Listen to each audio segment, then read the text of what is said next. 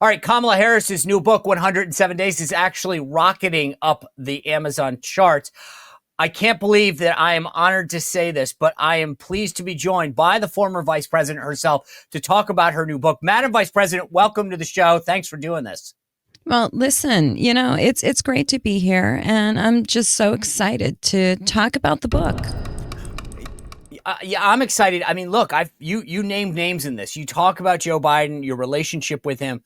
How is that going over with Joe? Well, listen, here's the thing, Sean, and the thing is that, I love Joe, right? And I do. I love Joe. But the important thing is that I love Joe. Okay. Well, look, in the book, a lot of people are wondering about his mental acuity, his fitness for office. In the book, you say that he got tired. Does that mean you knew that he was falling down on the job? Listen, okay. These are things that I may have seen and I may not have seen, right? And what I can say to that, Sean, is that, the thing that happens is sometimes the spirit is tired, right? And when the spirit is tired, and again, I have to say to you that I love Joe, right? I love Joe Biden. But sometimes when the spirit is tired, it's just a thing that happens to someone. Okay. It's interesting. Your sales are doing well, but I don't know that your approval rating is matching that. CNN had a segment on how you're viewed since you left office. Let me play you a clip of what CNN had to say. I would just say that if you want a messenger to go against Donald Trump, you can do far better as Democrats than Kamala Harris. What are we talking about here? Well, let's take a look at her net favorable ratings nationwide. Back in October of 2024, she was at -5 points. Not exactly great, but pretty close to the zero mark, right? Pretty close to even. But now, down under she goes. She's at -13 points. That's an 8-point drop. Since the general election among the overall electorate, she is not well liked at this particular point. The American people, they don't want this. They don't want her. Well, of course nobody wants this. Oh my God, Mr. President. Like a bull in a china shop, right? We just came in running through. It's unbelievable. Of course nobody wants her. You think about it, even Democrats don't want her. Like Jiggly Belly, I call him Jiggly Belly Pritzker. That's what the JB stands for. Of course, they don't want her, because she serves up salads, word salads. We have a fork for that. And it gets bigger and bigger as the word salads go on and on. You're not supposed to talk about it. We don't want to talk about it, but nobody wants her. And the book, no, everybody knows you didn't write it, right? Everybody knows she didn't write the book because she, quite frankly, is a stupid person. Madam Vice President, that's a pretty big charge. Did you write the book? Listen, I am tired of people suggesting that, I use that chat PG-13 or, whatever it's called. And, let me tell you, I have talked extensively about AI, right? And what AI is artificial intelligence, which is what Donald Trump has. Okay. It is artificial intelligence. It's not real. Okay.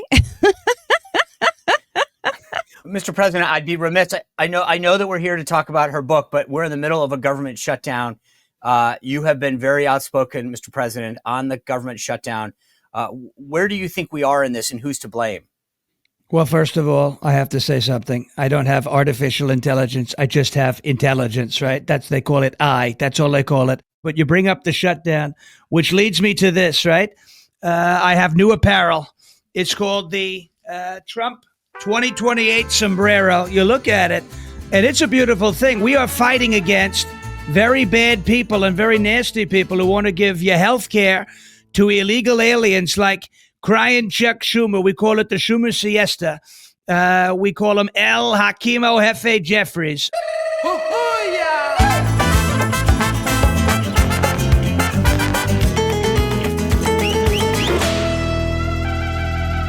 We also want to bring up, because she knew about it, Kamala knew about it, something that happened at the Vatican. I call it Sleepy Jose Caca en Frente del Papa. That means he pooped in front of the Pope.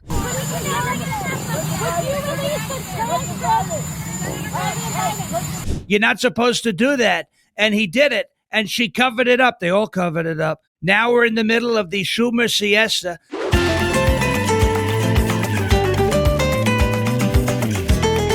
The sombreros will stop when the shutdown stops, But if the Democrats want the shutdown to continue, they're going to be getting more sombreros than they're going to know what the hell to do with. I can tell you that. Madam Vice President, if you had won that election, what would be different now with respect to the shutdown? Well, listen, I can tell you that the problem is that, and I talk about this in the book. I only had 107 days. It's not like I was the vice president and had a grasp on any of these things. Okay.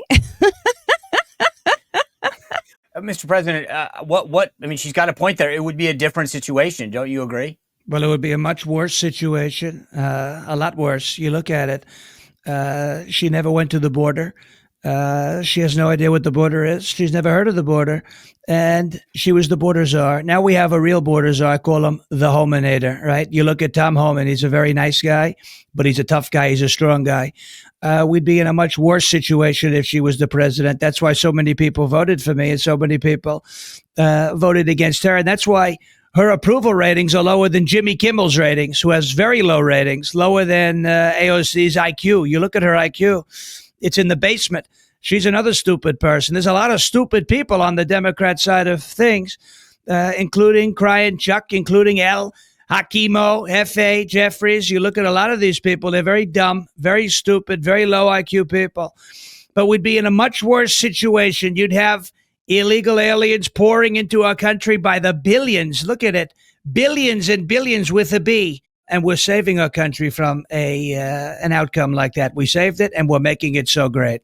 Madam Vice President, you had 107 days, but you also had $1.5 billion, and you went into debt. It didn't seem like resources were a problem for you.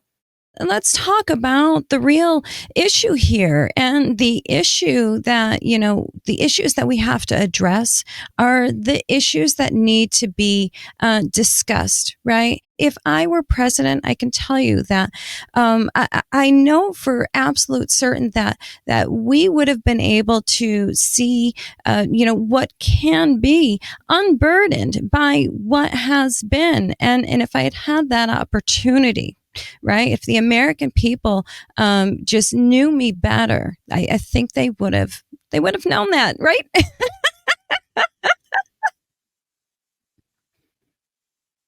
Mr. President, I mean, she's got a point there. If we were unburdened, things would have been very different. Well, we are unburdened right now. You know that we've unburdened ourselves from the burden of being governed by the Democrat Party, by radical left-wing lunatics. These are lunatics. These are very scary and very strange people and very stupid people.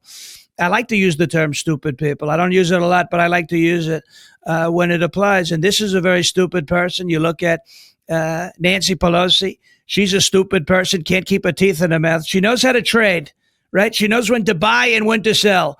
Can't keep her teeth in her mouth, can't stand upright. She's falling all over the place. She's spitting on people.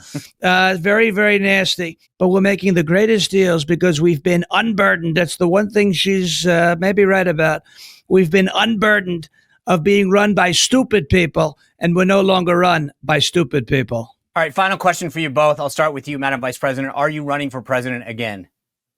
Well, that's not really something that I am thinking about right now. As I may have mentioned, I don't know if I've mentioned it yet, but in the book, that's something that I discuss.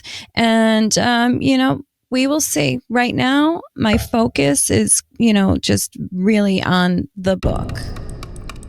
Okay? Okay. Mr. President, you've got a 2028 hat on. You want to run again? Well, we're looking very closely at it. We love the Constitution, and there's some people who say it's not constitutional, but I want you to know I got along very well with the highly respected James Madison, tremendous guy.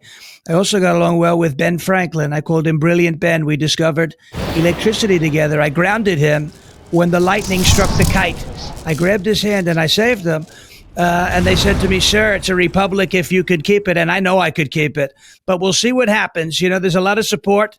There's a lot of people who want to see it happen. But there's also a lot of people who like JD. We love JD. So we will see what happens, but we're not ruling anything out. And you could wear your Trump 2028 hats and your sombreros loudly and proudly.